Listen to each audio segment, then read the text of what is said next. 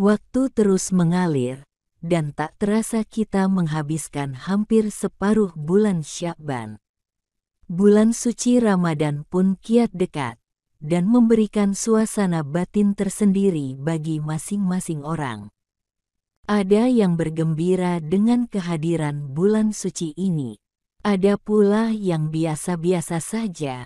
Sya'ban dan Ramadan dinilai tak jauh berbeda dari bulan-bulan lainnya.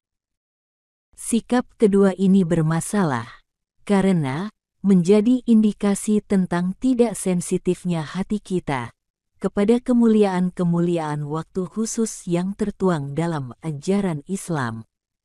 Umumnya, suasana biasa saja itu bukan karena sikap ingkar, melainkan karena terlalu padatnya kehidupan seseorang dengan aktivitas duniawi, sehingga menganggap perjalanan bulan Rajab, Sya'ban, dan kemudian Ramadan tak ubahnya rutinitas belaka.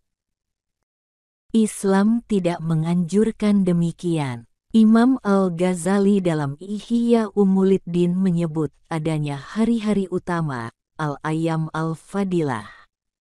Hari-hari utama ini dapat ditemukan pada tiap tahun, tiap bulan, dan tiap minggu.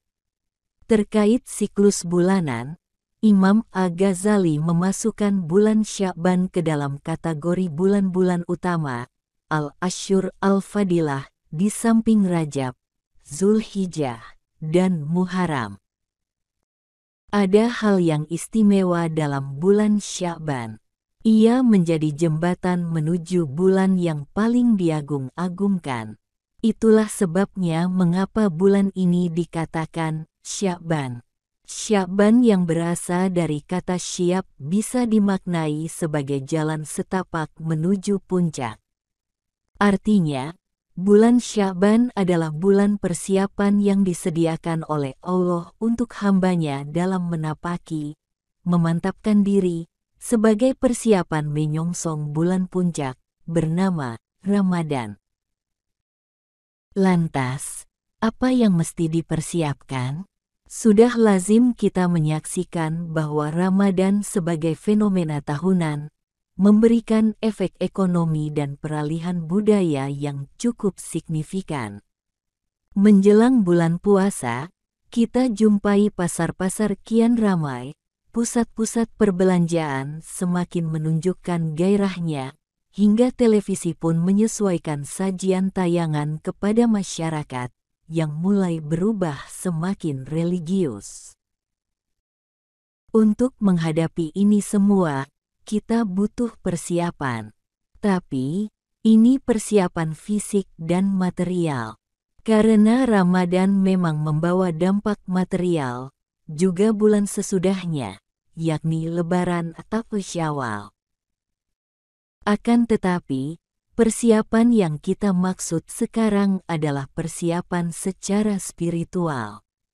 Sebagai jalan menuju puncak, seyogianya Sya'ban menjadi momen bagi umat Islam untuk memperkuat mental, menata batin, dan membenahi perilaku untuk menyambut bulan puasa, puasa dari makan dan minum, maupun puasa dari sikap untuk selalu menuruti ego pribadi. Bulan itu, Sya'ban, adalah yang dilupakan manusia, berada di antara Rajab dan Ramadan. Dan ia adalah bulan diangkatnya amal ibadah kepada Tuhan pemilik semesta alam. Maka aku, Nabi Muhammad, suka amal ibadahku diangkat ketika aku berpuasa. Hadis riwayat An-Nasai.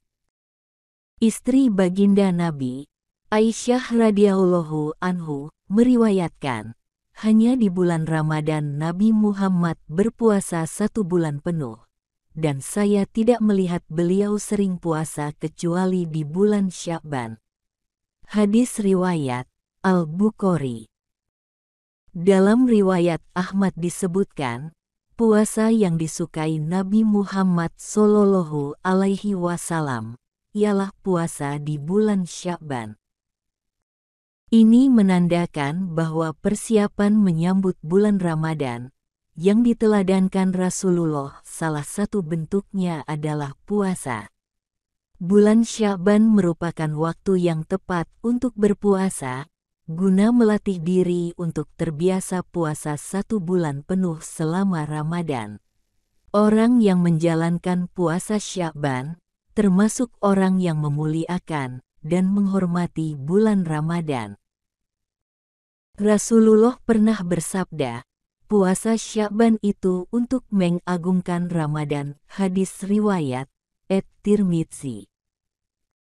Bagi kebanyakan umat Islam, mungkin puasa masuk deretan yang terberat di antara ibadah-ibadah lainnya. Puasa menghendaki kita untuk bertahan dalam lapar dan haus sejak terbit fajar hingga terbenamnya matahari. Meski demikian, dalam puasalah seorang hamba memperoleh pendidikan rohani yang luar biasa.